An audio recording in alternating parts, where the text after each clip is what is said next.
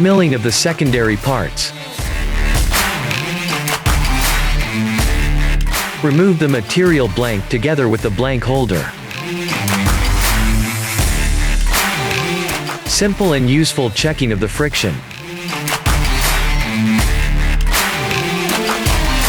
If the friction is a little too tight, the secondary structure can be re-milled, thanks to high-precision repositioning in micrometer range.